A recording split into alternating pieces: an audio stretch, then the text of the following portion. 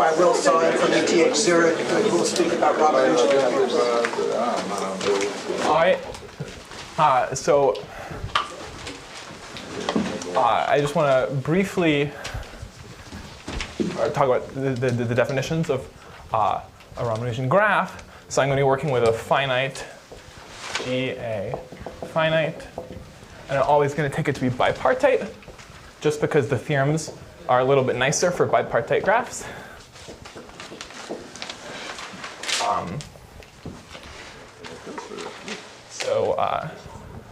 AG is the adjacency matrix.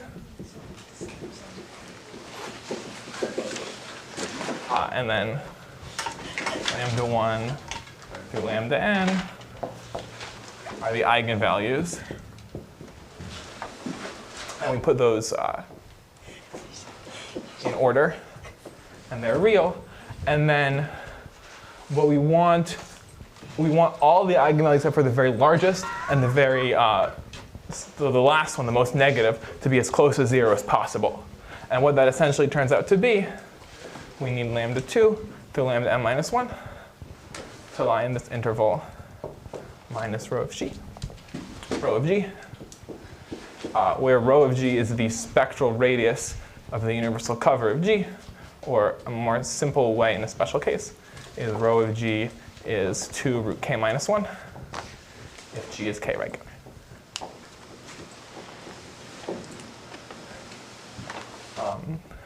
So I'm going to and then, or sorry, this is what it means for G to be Ramanujan. So G is Ramanujan. Definition: G is Ramanujan. This condition is satisfied. So these guys are quite important. They have lots of applications in randomness extraction things, and I won't talk about those because I'll talk about something. I'll try and say something about how you can actually find these guys, how you can construct them. And the idea is to construct them using covers. So a cover of a graph is a map of graphs H mapping to G is an R cover of G. If over every vertex of G, there's R, perhaps 3 vertices of H, and then over every edge of G, we have some permutation of these 3 vertices. So we have a bijection between these 3 vertices and these 3 vertices, and those are the edges of H. R.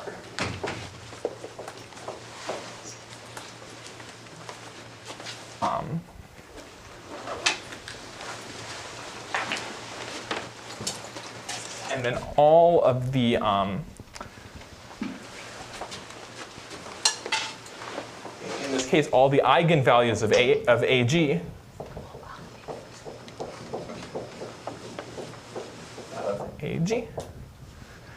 will be eigenvalues of H.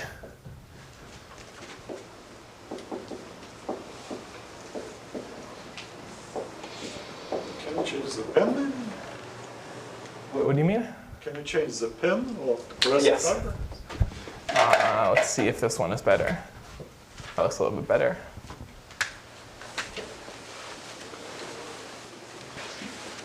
So how does R go into this? So this is for n. So This is an example of a 3 cover. So R is the number of vertices that lie over every vertex. So there will be R vertices over each vertex and R edges over each edge. yes, and to that the claim below, it just has nothing to do with R. Yeah, no, that has nothing to do with R, no. Yeah, you can check. I guess the key definition, I'll try and write it up here. So H over G is a Ramanujan cover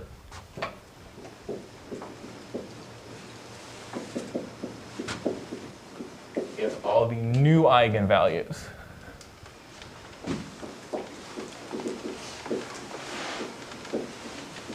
lie in the same interval.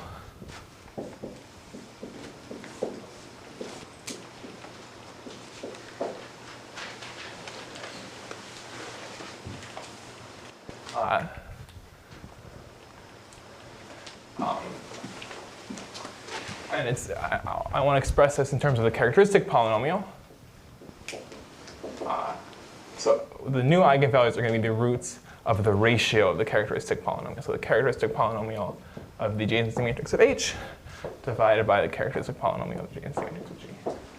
Where phi is characteristic polynomial.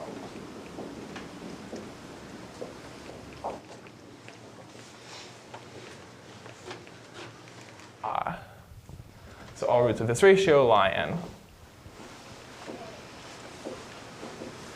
minus rho G.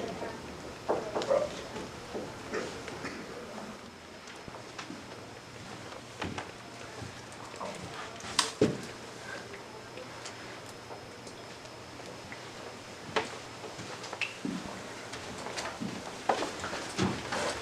And so the point of this definition is that H is a Ramanujan graph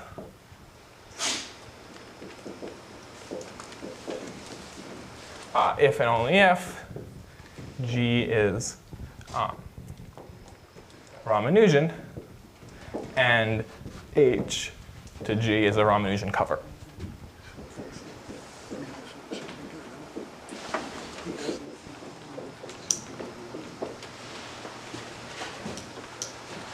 So essentially, if all but two eigenvalues are in this interval, we add a bunch of new eigenvalues and all the new eigenvalues are in this interval, then it'll still be the case that all but two eigenvalues are in this interval. It's probably worth to say that the degree of the cover is the same as the degree of the original. Oh yes, yeah, exactly. So if this is a graph of degree k, then the cover is still a graph of degree k because of the way I defined it. And then even more generally, if you're working with this spectral radius of the universal covering tree, you have to also know that's the same. But yeah, so this interval, rho of G is equal to rho of H is the key fact that I'm using here.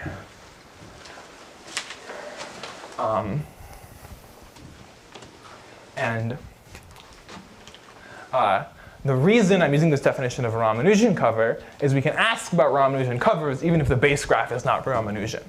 And it turns out for the techniques that are currently known, it doesn't really make much of a difference. So the theorem of Marcus, Spielmann, Stava is that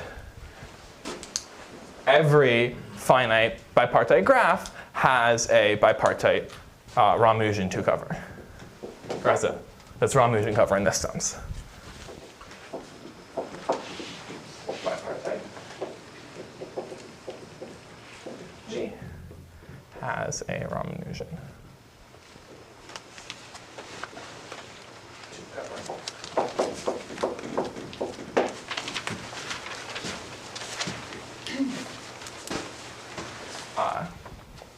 And in particular, the famous corollary is for all k,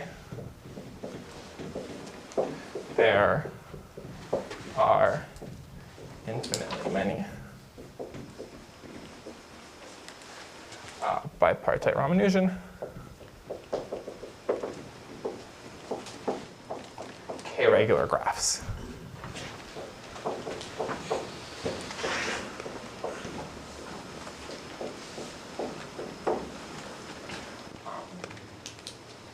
So you start with one, you can start with a complete bipartite graph, and then you just iteratively take 2 covers. And that strategy, so the implication that this theorem implies the corollary, was the idea of Bilou and Lineal.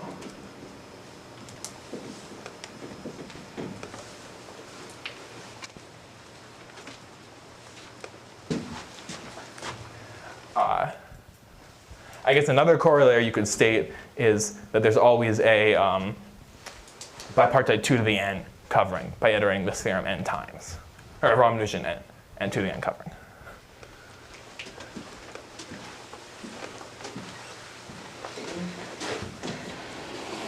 So I can move these and right in the middle. Or no, we can't. Sorry. No, and then take this. Is that what I want to do? Yeah, that's a great idea.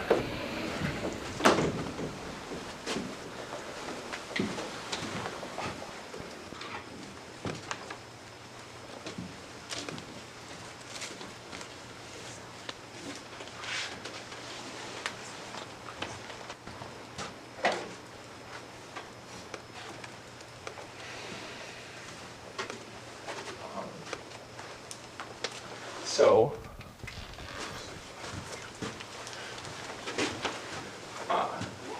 myself, Chris Hall, and Doron Puder, when this result came out, people were pretty excited. We tried to generalize it, and we came up with the following generalization, which is for every R and then every finite bipartite G has a Ramanujan R covering.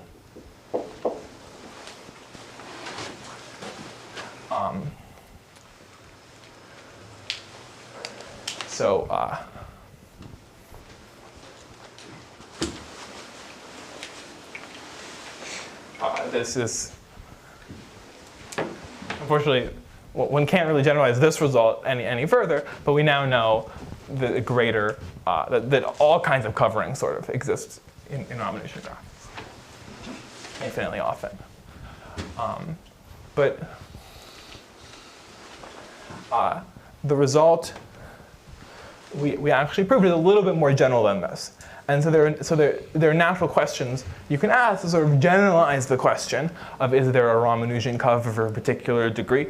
You can ask for these coverings in restricted classes defined using groups.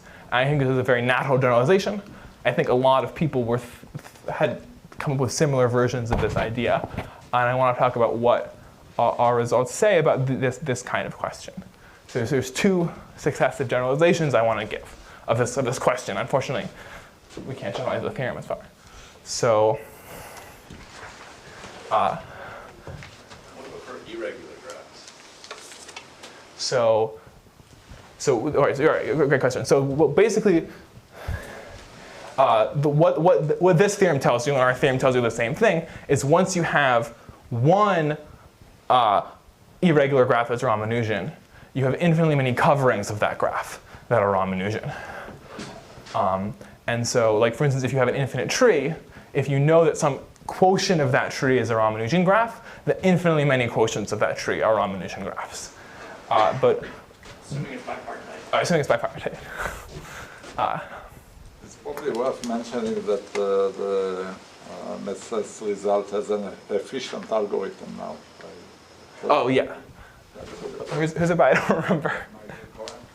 Yeah, right. So this result has an efficient algorithm. Actually, no, that This result result does does not. not have an algorithm. No, not this is Oh, which one? This one? Does not have an algorithm. Okay. It does not have an efficient algorithm. Then we go. Efficient implementation of the lifting Something idea. else. No, not of the lifting idea. It's, No, not of the lifting idea. what? Well, I'll talk about it in Okay, half an yeah. hour. Right. Yeah. So our result does not have any new implications of any new efficient algorithms. So I won't focus too much on that. I hope that it maybe has some kind of application, but I don't know. But I want to talk about. All right. So if you label these vertices, you can think of this edge as basically giving a permutation, and you can restrict the permutation to lie in a group. So if gamma is a subgroup of a symmetric group, we define a gamma covering of G to be an R covering where the HG, the vertices are labeled 1, 2, 3 up to R. 1, 2, 3. So the vertices in each fiber are labeled with the numbers 1 to R. And then the edges are a permutation in G, or in gamma, where the vertices in a fiber are labeled 1 through R, and the edges give permutations.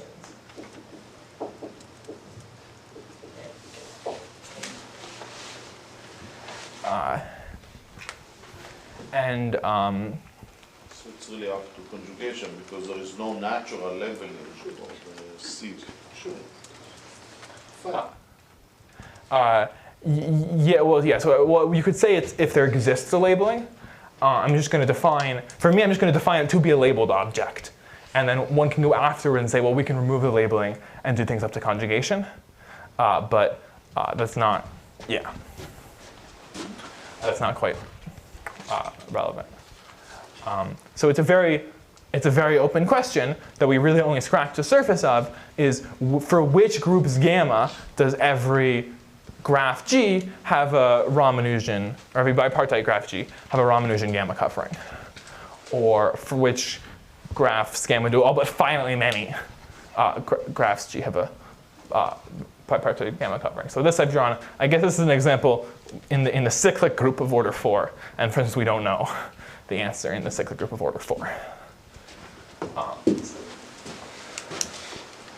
I actually know the trick. Oh, you do? Oh, you do now? Cool. No, it's someone. Up to 4 you can do it. Up to 4, okay. So in the cyclic group of order 5, we can't do that. Okay, yeah. That's interesting. Anyways, and then, but okay, you can generalize this further, and it's based on thinking about the adjacency matrix in this case. So if you look at what the adjacency matrix is of this kind of covering, it's a block matrix. So like if G maybe is this graph, which is a sort of silly example, the adjacency matrix of a covering H, so well, let me draw first the adjacency matrix of G. It's this guy. 1, 1, 0, 0, 0. We replace each entry with a block. Every 0 we replace with a 0 block. And every 1 we replace with a permutation matrix, which is an element of the group. So this would be like sigma 1, sigma 2, sigma 2 inverse, sigma 1 inverse, where sigma 1, sigma 2 are permutation matrices.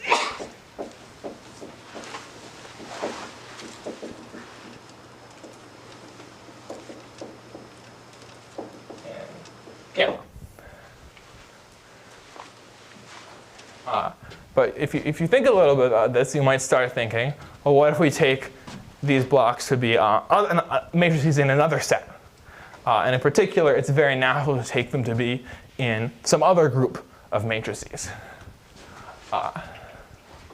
So we have 2 definitions that allow you to do that.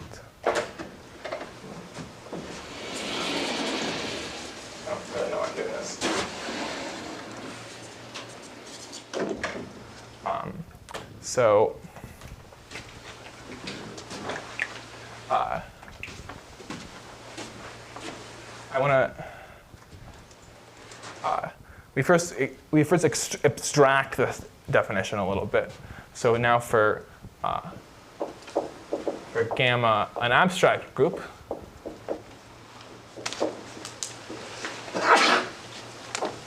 a gamma labeling of G is a function from the edges of G to gamma. And we think of these as oriented edges.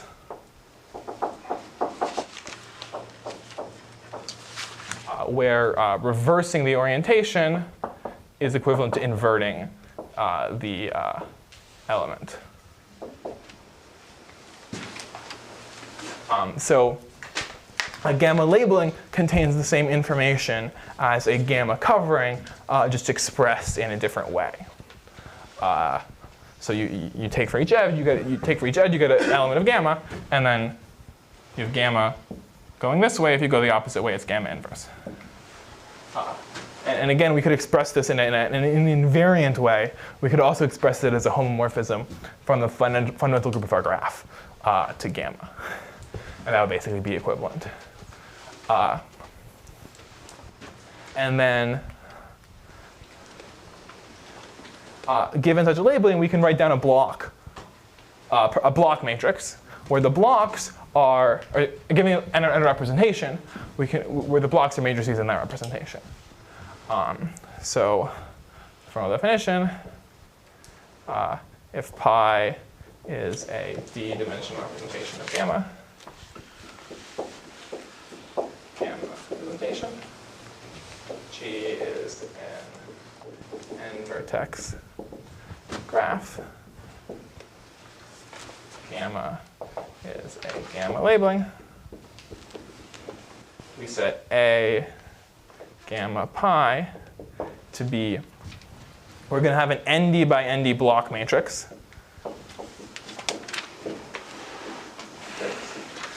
Where the ij block, we allow multiple edges, so this one might be a sum of matrices from pi. It's the sum over all edges from the ith vertex to the jth vertex of pi of gamma of E.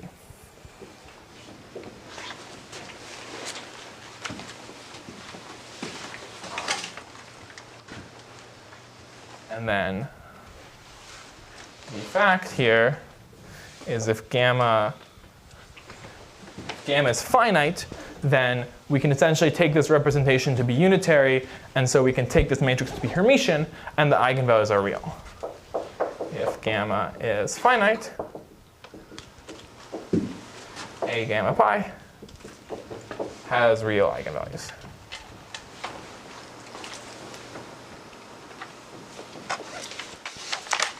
And so we think of this as a replacement for a covering or a generalization of a covering that's now not a graph, it's just the adjacency matrix of a graph. Can you explain again the definition of this block matrix? Yes, sure. So what you have is you make an ND by ND matrix, and you make it out of N by N, D by D blocks. And each block, so you're going to index these by the vertices of the graph, and you're going to index these by the vertices of the graph. And each block will be indexed by a pair of vertices. And then if there's no edges between the vertices, you put 0. If there's one edge, you put you have a corresponding element of the group to that edge, and you put the matrix. And if there's more than one edge, you can take the sum. And so it has the property that if you do this for gamma, the symmetric group, and pi, the standard or the r-dimensional permutation representation, you recover the adjacency matrix of an R cover. All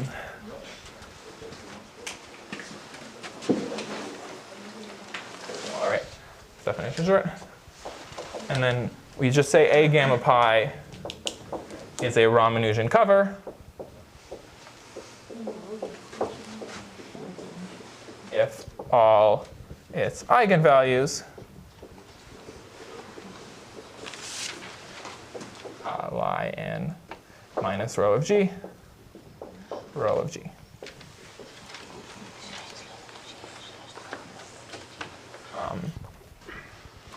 So here we don't actually have any trivial eigenvalues. There's no reason to believe eigenvalues of G will be eigenvalues of A gamma pi unless there's a trivial representation in pi. So what we do when we want to reduce from a case of this question to a case of this question, we mod out by the trivial subrepresentation, and that takes care of the trivial eigenvalues. So if we want to apply this to prove this theorem, we apply this for gamma equal to full SR. We apply this to an R minus 1 dimensional representation because we mod out by the trivial thing.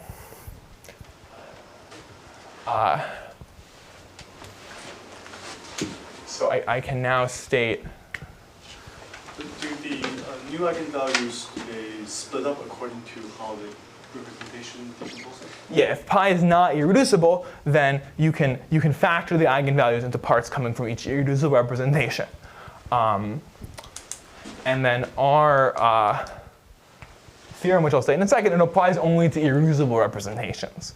But perhaps one should be able to do better in greater generality, and we can do a little bit better. Like you can take a representation plus its dual representation. Like that's okay, but we can't go very far beyond that. So I'll erase over here.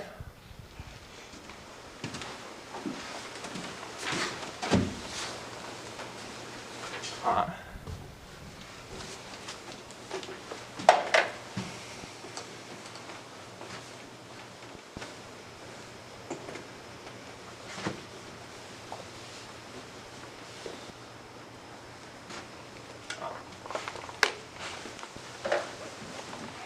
theorem 2.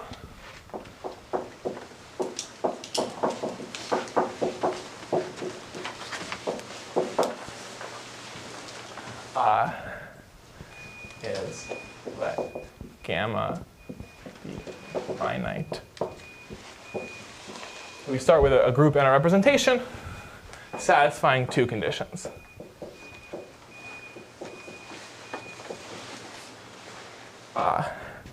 The first condition is in representation theory. We want the wedge powers of this representation are irreducible and pairwise non-isomorphic. For K and 0, 1,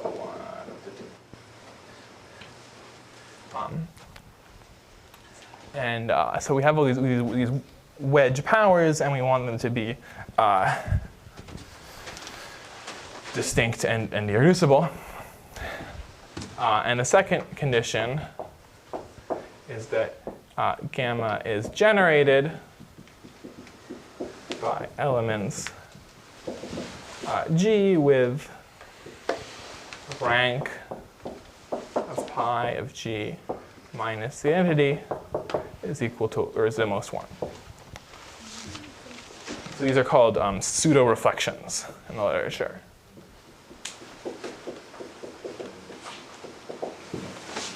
So our group needs to be generated by elements that are close in some sense to the entity, because we can sort of only go a little step at a time. And these two conditions come naturally out of trying to generalize the two different parts of the MSS proof.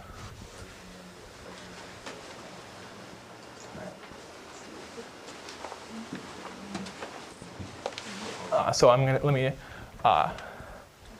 sketch a strategy of the proof mostly. What's the theorem that if? Oh, sorry. Sorry. Yes. All right. So then for G, a finite graph, bipartite.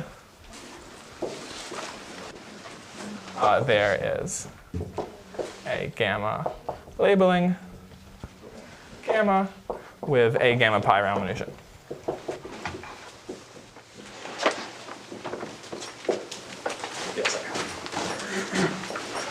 Okay, so this theorem 2 implies that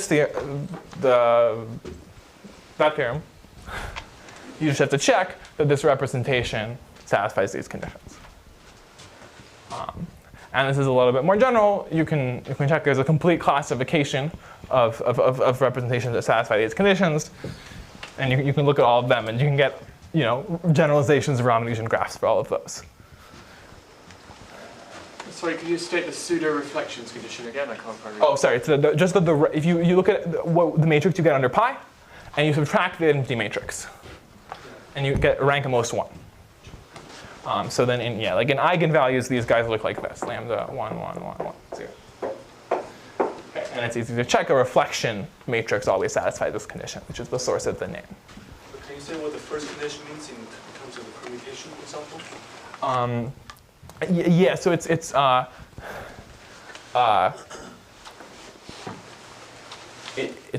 fact about the irreducible representations of the symmetric group that if you take the n-1 dimensional standard representation of Sn and you take a wedge power of it, you always end up with an irreducible representation. And then you always get different irreducible representations when you do this for different powers. Do you know any other example besides that? You mean of a group satisfying this? Yeah, there's a classification. There's not so many infinite families. There's a lot of random exceptional finite groups. I think we actually know that every group satisfying P2 also satisfies P1, or any irreducible subgroup satisfying P2 satisfies P1. But I like to write it like this because that implication is not really relevant for the proof. These are used in totally different steps of the argument. But yeah, you can write down, there's a bunch of exceptional examples in low dimensions, and then there's a couple higher dimensional examples as well. Remember correctly, like this condition I2 appears in invariant theory. Some of these are exactly the groups for which the ring of invariance is finitely generated or something. Yeah. Anything to do with it? As far as we know, there's no connection. It comes up in our argument. I won't have time to get into this in too much detail, but it comes up in the interlacing polynomial step, where you have to check that a bunch of polynomials are real rooted, and like knowing that matrices are rank 1 tells you useful interlacing properties. And as far as we know, there's no connection between this and the invariant theory. Does that mean you really think that these are necessary conditions? Like maybe there are. So maybe this the theorem can hold even for every graph without these two conditions. Yeah, this existence theorem is quite weak. The only thing that we're able to do is we can write down groups and representations where there certainly are no examples, like for some explicit graphs. So like if you take a very small graph, like maybe this graph. Yeah, so k edges between 2 points. You can check that, like for instance, a large cyclic group and taking the regular representation, there's no hope of finding a Ramanujan cover. So you can check. General group where you cannot have expanders, you cannot have. Yeah. Any group that doesn't give you expanders will not give you Ramanujan covers of small graphs. Would you be willing to conjecture the converse? I would not be willing to conjecture. Drone, are you willing to conjecture anything? I mean, We don't have any counterexample to any irreducible representation. That's fake. But we. yeah, I mean, we really just don't understand very much about this stuff, I would say.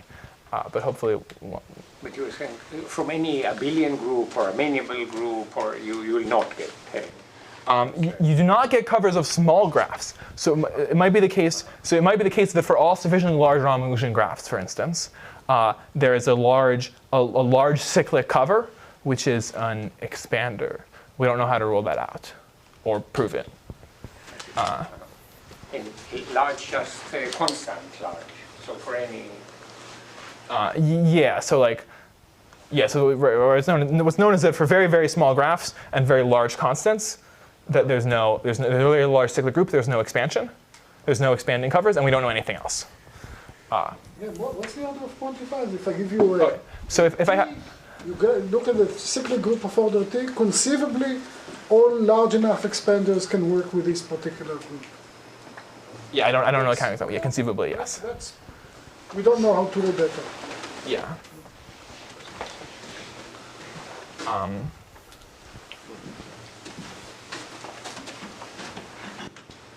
So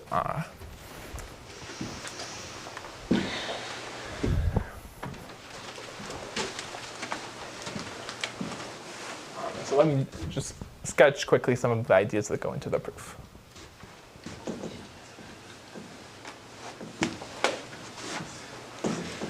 So let me first maybe say something that there's a sort of very naive idea which does not go into the proof because it doesn't work.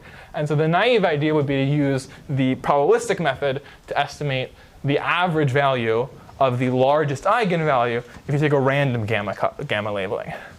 Unfortunately, one doesn't know how to estimate this well enough to get the result. One doesn't know whether that expected value is in the Ramanujan interval or not.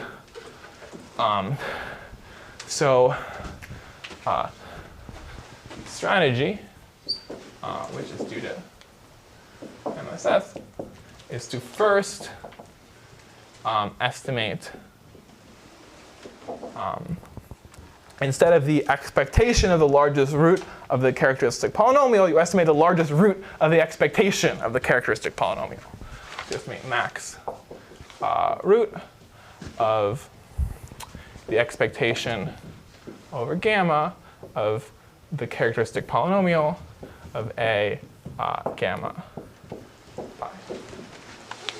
I mean, they didn't use quite this notation because they were only working with 2 coverings, but this is the idea. And then step 2 is to show there exists some gamma 0 with max root, the characteristic polynomial of A gamma 0 pi is at most the max root of this expectation.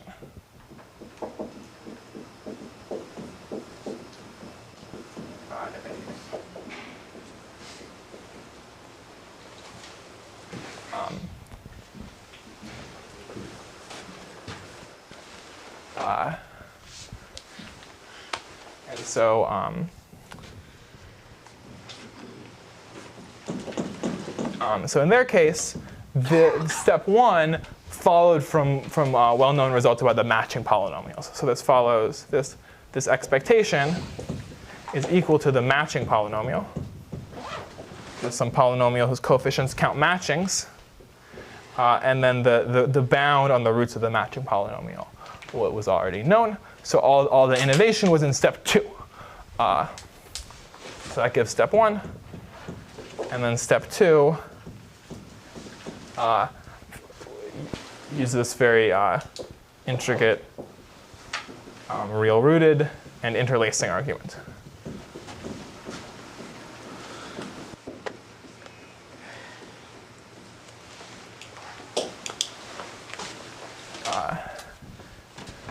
And in our case, we had to do some work to generalize both step 1 and step 2. Talk a little bit more. So let me say something about step 1 and how property P1 is used in it. And if I have time, I'll also say something about step 2.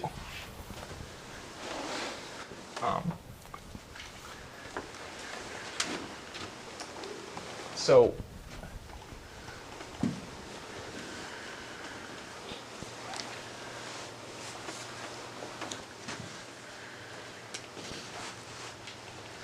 what we end up showing in step 1 is that this expectation can be related to matching polynomials, but to matching polynomials of covers of the graph. So let me get a proposition. So gamma, a finite group, pi a d-dimensional representation, satisfying P1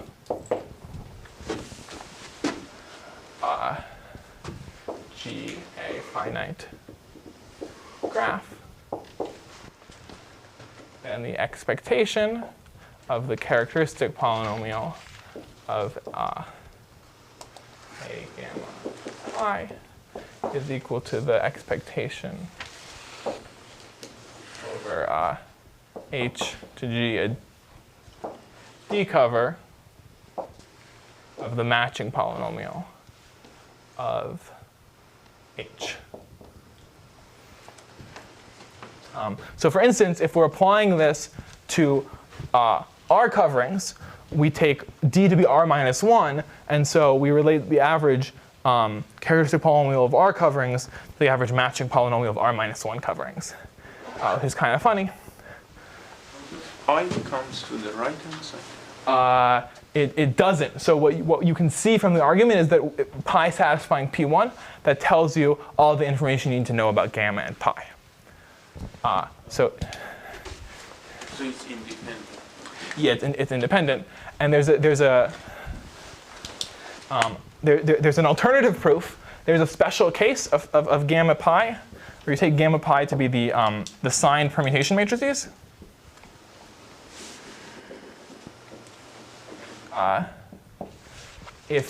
So these are the matrices that look like, like this: 1, -1, -1, 0, 0, 0. It's a permutation matrix, and you put some signs on things. So that gives you a group and gives you a representation. And if you just, you can just immediately interpret this as being a signed adjacency matrix of a D-covering, and then using this result about matching polynomials that's used over here, you can immediately check the group in this special case. Do you need the orthogonality of those characters? Or? It's a little bit more than orthogonality of characters. We end up using matrix coefficients, average values of matrix coefficients as well. But yeah, it's essentially a Peter-Weil argument.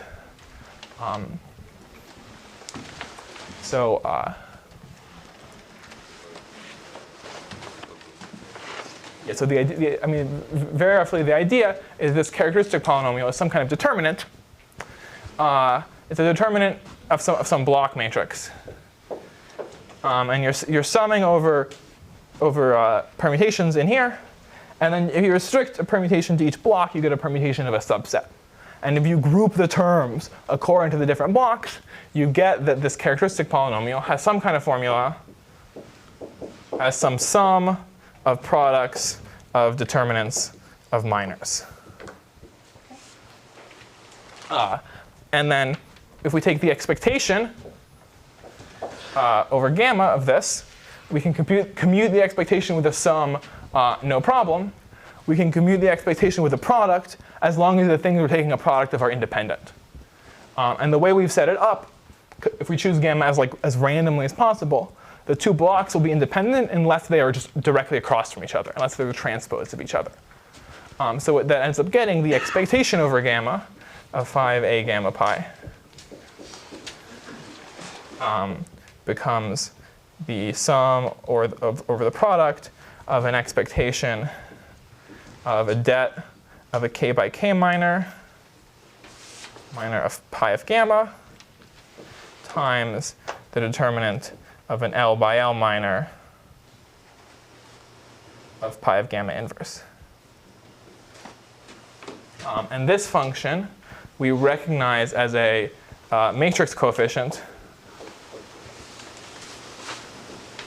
of wedge k pi tensor wedge L pi dual. Because this minor is a matrix coefficient of wedge k pi, and this minor is a matrix coefficient of wedge L pi dual. And then we use the fact that when we average this matrix coefficient under the group, we get the matrix coefficient of an idempotent projector. And then knowing this condition P1 lets us compute exactly what the idempotent projector is. And so you get something that's invariant of the group. And you can turn the crank and it ends up being this average of matching polynomials.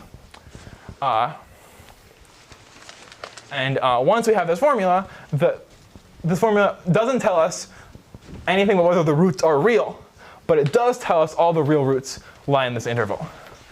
Because we know these polynomials mu of h, they have the same degree, and their roots are all in this interval, minus rho of g, rho of g. So they're all positive on this side of the interval, and they all have the same sign on the other side. So we average them. Their roots are still all in that interval. Do you know anything about the symmetries of the graphs that you pick? What do you mean by symmetries? Like, of which graphs? Over here? Yeah, the coverings that you get. Yeah, so, right, this is a good question. So to force a covering to be symmetric under our method, you would have to take a gamma covering for gamma, a quite small group. It has to be a group that commutes with something so that we know there are some symmetries. And there's very few cases of such gamma that we know how we can actually do that. So maybe the cyclic group of order 3 and the cyclic group of order 4 are going to be some examples. But one doesn't know, I don't think one knows how to produce a Ramanujan covering where the automorphism group of the covering contains a symmetric group on 3 letters, for instance. So then that would be the case where gamma is S3, and then pi is like the 6-dimensional representation. It's the regular representation. Yeah, so basically you're asking about the regular representations of groups, is what I would say.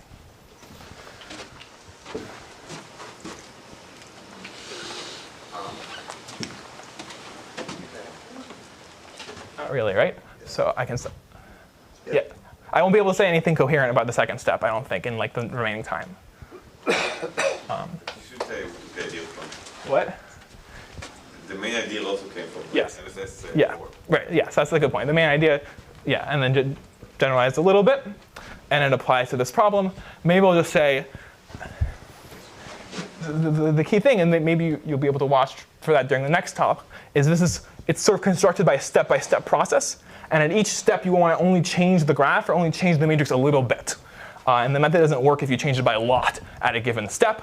And so this rank condition is exactly what we need to ensure that we can build a covering as a step-by-step process with steps where we only change the matrix a tiny bit at each time. Thanks.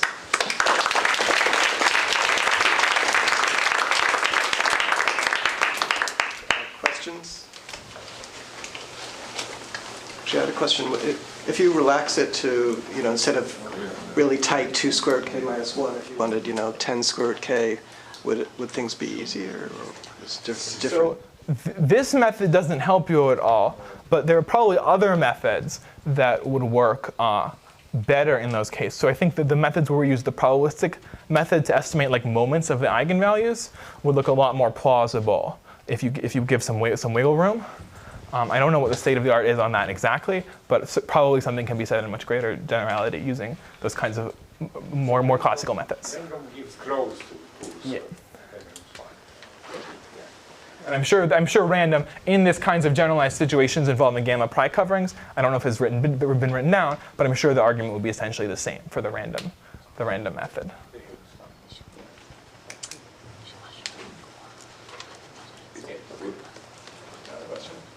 No, we don't know it for groups. It's really open. But I'm saying if you give some leeway, for random. Coverings by groups, by smaller groups than the permutation groups. But even if you give even a multiple of the Ramanujan interval, you can't do.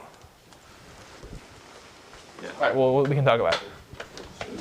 Care at all about the Frobenius-Schur indicator, whether the representation is complex, orthogonal, or simplex? No, not really. The only step where we use that is when we're taking these averages of matrix coefficients, and these are the only matrix coefficients we care about, so those are the only invariants of the group that we care about. But maybe someone could come up with an argument to generalize it to a weaker condition than P1, and it would use the Frobenius-Schur indicator. And the reason why I asked is because there's huge differences numerically on the number of Ramanujan graphs based on those categorizations. By huge, you mean like constant? Or, Like in one case you get 99.99% of Ramanujan, in the other case you get 83%. Okay, well, let's take any remaining questions offline. And